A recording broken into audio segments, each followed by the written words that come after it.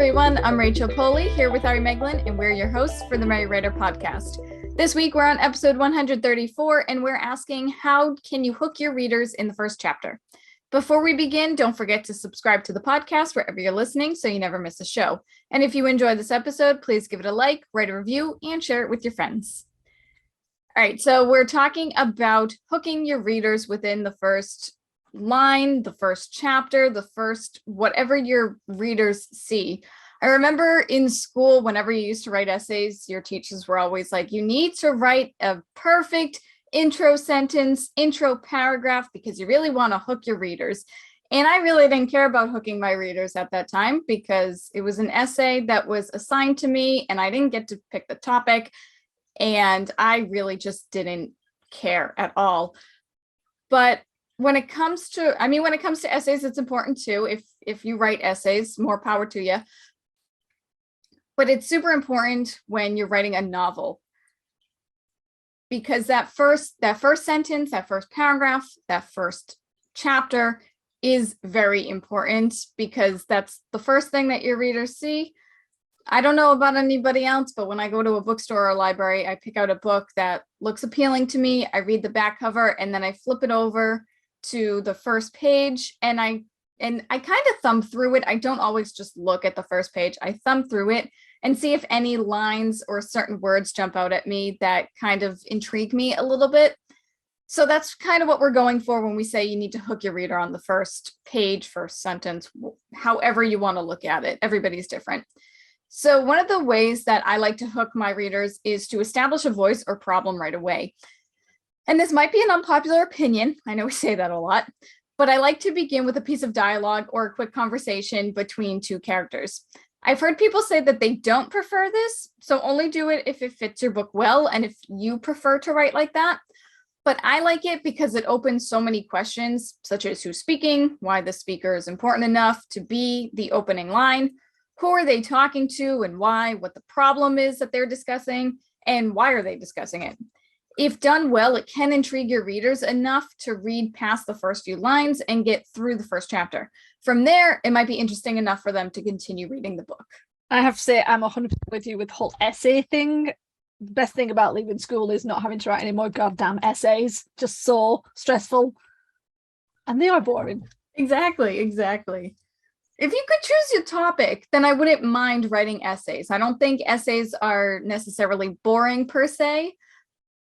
But when teachers would assign you a topic, I'm like, I don't really care about this. So therefore, I'm not going to put 110% effort into it. Yeah. There were always something really dull. And yeah. No, I don't miss essays. And especially if it was a test and you had to do an essay in the test, it made it even harder because you had the deadline of like, you've got an hour. And it's like, oh. Exactly.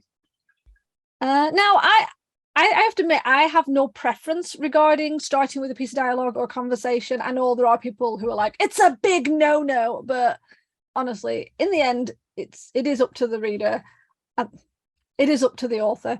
But to be honest, I've read books where they've started with a conversation and it has pulled you in, because obviously you've got the tone, you've got what's being said, you've got the dialogue tags that usually give you a bit more information, like if somebody pacing a room, if somebody wringing their hands, and all these little clues gives you an idea of the emotion behind the conversation. And I definitely like the idea of kind of starting with a problem, sort of like straight in, something's happening. And dialogue is really good for that. And there are books I've read that have had that, and there are books I've read that have started with prose and then brought in dialogue later. So I personally don't think there's an issue with either of those. And yeah, if people are like, oh, don't start with dialogue, it's like, try it. I mean, it might be that your book actually works well with dialogue. Currently, my first book in the Blessed series starts with a piece of dialogue. Now, technically, it's a character talking to themselves, but it's still dialogue, and it still kind of gets you like what's happening straight away. But it's just her talking and like sort of like, yeah, talking to herself. So yeah, I definitely wouldn't not do that just because other people say, oh, don't do that. Because yeah, I've read some books that have done really well with dialogue. Yeah, me too. I don't know why people are so turned off by it. I don't know if it's a common thing that people see a lot and that's why they're kind of getting sick of it. I do like how your book starts with a piece of dialogue of the character talking to themselves, though, because we all do that. We all talk to ourselves. That's like one of the most relatable things ever. Yeah, that's it. It's just, in certain situations where like if you're at the ATM machine, you start arguing with it because it's not recognizing your PIN number. It's a very human thing to do. That's not what's in the book, but I'm just saying it's a very human thing to do. So, but yeah, no, I think a lot of the things where it's like what you should and shouldn't do with hooking your first chapter, there are some things that are a good suggestion, and that's going to lead me on to my point, which is ease up on the scenery. So yes, you need to set the scene. And obviously, if you aren't going to start with dialogue, you're probably going to start with some form of prose, which either introduces you to the character or sets a bit of the scene. And obviously, we do want to know where the heck we are. Definitely. But what we don't need is 3 pages of intricate location description explaining the importance of the rock piles to the rock-loving aliens in your sci-fi, especially if that isn't going to come up until 14 chapters later. Scenery and description should never slow the story, and really that should not happen at the beginning. It's so important to keep the first page of the first chapter moving. Now, I have read some stories quite recently where the first 2 pages were descriptions of several rooms within a building as the main character was walking through them, or even just passing by them. So it was like, the room on the left, and then this extreme description about that room. And honestly, nothing happened except the description. And it was painful. And it wasn't even like they were describing a room that was going to become really focused throughout, some other part of the book. It wasn't. This wasn't some room that was like, uh-oh, we're now stuck in here. There's zombies outside. What are we going to do? No, it was just a room. I think they were just trying to give you the idea of what the building looked like and the different rooms and where the people worked. But it was so boring. And I skimmed for like 2 pages. And then you kind of, what you do, when you get too much blocks of text that aren't doing anything, you kind of skim forward looking for the next bit of information. And yeah, it was like 2.5 pages. And I just thought that was a complete waste of time. And it set the tone for the rest of the book. And I did not go into it with this like, oh my God, I can't wait to read this. I really want to know what happens. It set me off with, okay, I can probably put this down and not pick it up for 3 weeks kind of feeling. And you don't want to do that. Yes, you want to put description in, but you shouldn't. It's up there with the info dump, isn't it? You don't need to throw in a massive amount of how the world works. You don't need a massive amount of description about where the location is. Unless it's something really interesting, like you're dangling off the edge of a precipice, or you're on the edge of a volcano. That's quite interesting. But again, you just need to state that, or put the description in of like the heat from the volcano burning your skin. You don't need the detail of how the volcano formed and which location on the island it is, and the type of plants that are growing at the base of it. You don't need that stuff. So yeah, definitely ease up on description. And what I meant when I said like, there's lots of different like rules, if you will, about how to start the first chapter. I'm not saying don't use description of scenery. Rachel's not saying, you have to use dialogue. We're just saying don't think not to use dialogue, and don't overdo the scenery. I think that's more the issue, isn't it? It's overdoing it. That's where it is, where people are like, oh, you shouldn't do that. It's like, it's only because people have gone out of the way to overdo it. Like the books I've read where there's 2 pages of really dull description as well. I feel so mean saying that, but it's true. No, I think what it is though, I think most authors, especially when they're starting a new book, if it's the first book of a series or a standalone, doesn't matter. When they're starting a new book, they're trying to tell themselves the information. That's the whole point of a first draft. You are telling yourself the story. So when they begin with oversharing and info dumping, that's the author more or less making notes for themselves, and they're trying to get all the information from the characters, from the world, from the scenery for themselves, instead of writing it down separately. And then what you should do when you do your first round of self edits, you should take the information that's not needed at that time and write it down separately on a piece of paper or in a separate Google Doc or wherever you keep your notes, and cut and trim all of that out so that you know it in the back of your head. And then you can sprinkle that little bit of information throughout the rest of the story as your characters learn it, as your readers need to know it. And that way you won't forget about it, but it won't just all be bombarded. Like the readers won't be bombarded with so much information right at the beginning. Because I have to admit, if I saw that, I don't know if you finished reading that book, but if I had picked up that book and I saw 2.5 pages of blocky, chunky paragraphs of just description, I wouldn't have finished it. I try my best to finish all the books that I start because I really do like to give them a chance, and I don't like to stop them within the first couple of pages because you never know what could happen. It could just be a rocky start. But if I saw that, I wouldn't be able to continue. And I think that's one of the reasons why I like starting my books with dialogue. Is my writing style is very heavily dialogue based.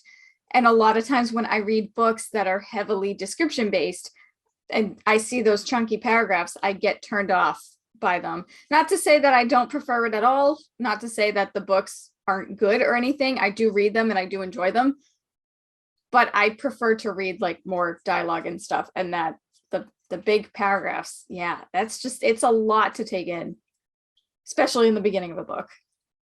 It is. I did finish the book because like yourself, I do try, especially if it's an indie author, I do try and push through, because I feel like if it's a first book by an indie author, you said there could be really good potential, there could be really good interesting story bits, and then your review could reflect that by saying, really enjoyed this part of the book, the beginning was very slow, very heavy in the description, and hopefully maybe the author might see that and maybe think about that the next time they write, which I know isn't the best, because we have talked about reviews in this podcast and said how it's not for the author.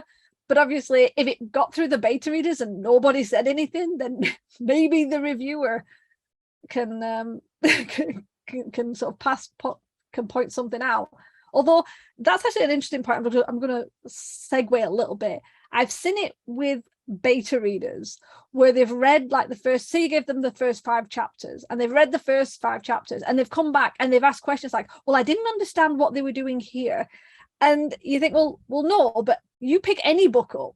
When you picked up the first time you picked up Lord of the Rings, you won't have understood exactly what was going on in the first or second chapter, because the whole world building is still being created and it takes time to fully grasp it. You're not supposed to understand who everybody is immediately and what everyone's, the backstory.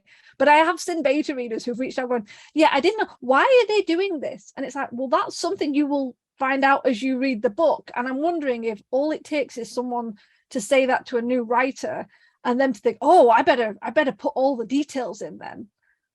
I'm not blaming beta readers, I'm not blaming authors, I'm just saying there is a possibility that miscommunication and not understanding things might have caused some things like that to happen, because I can't imagine why else an author would do that much descriptive writing about something that wasn't that interesting in the first place. I think that's one of the reasons why I like to keep readers guessing when I start my books, because you're right, they're not supposed to know everything that's going on. They're not supposed to know every single character that's in the book right at the beginning.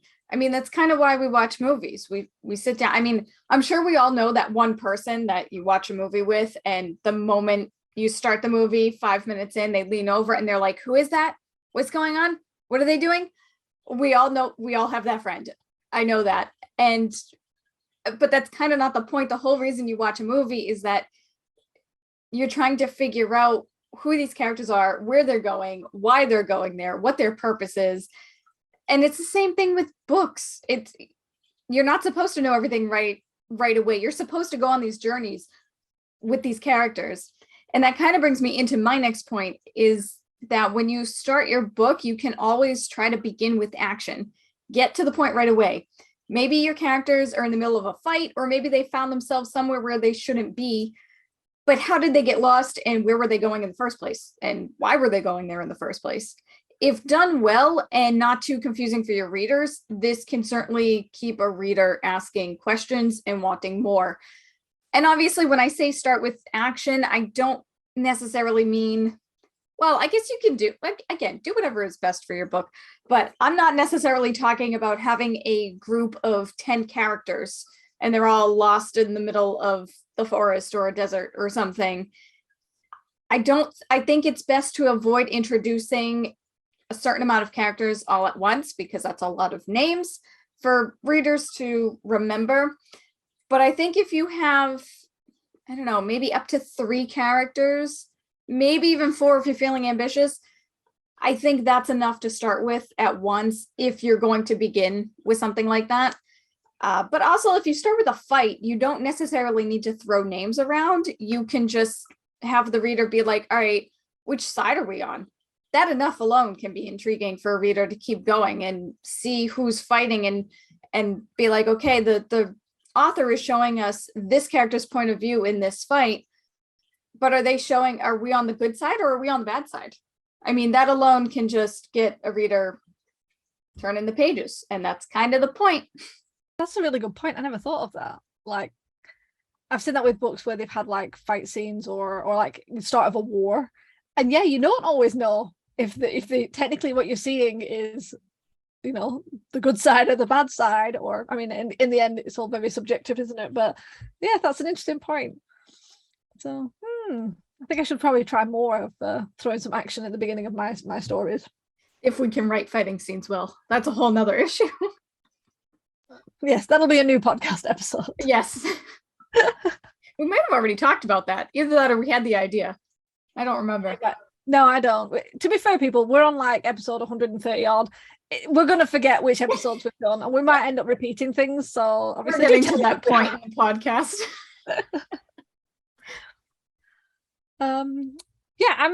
I have nothing else to add to that, because Rachel pointed out really, really cleverly about how starting with action and how definitely about the whole not introducing too many characters. That is a big no, especially if they've got long, complicated names.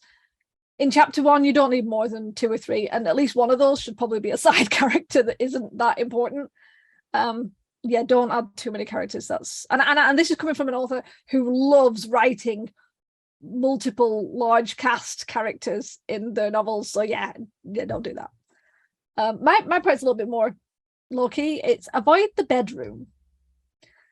And I'm gonna go around the houses a little bit with this. So writers do love starting their stories in the morning when their characters are getting up and getting dressed and attending to their ablutions. I love the word ablutions, had to throw it in. And if you're doing this, it's usually because you haven't figured out where the novel should start. And that's fine in the first, second, third draft when you just sort of shove that in the beginning. But before it goes to your betas, probably a good idea to change that.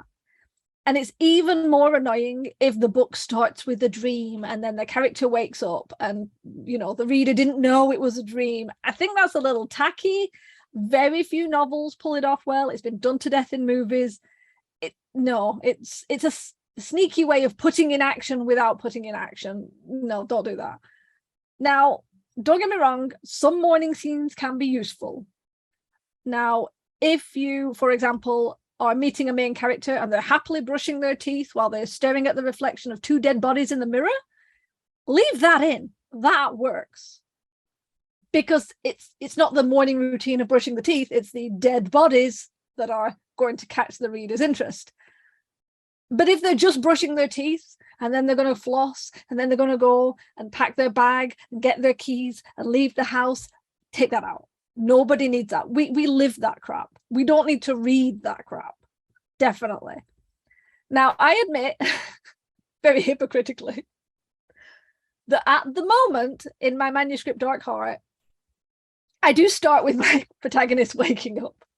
Now, hear me out before you start yelling at me.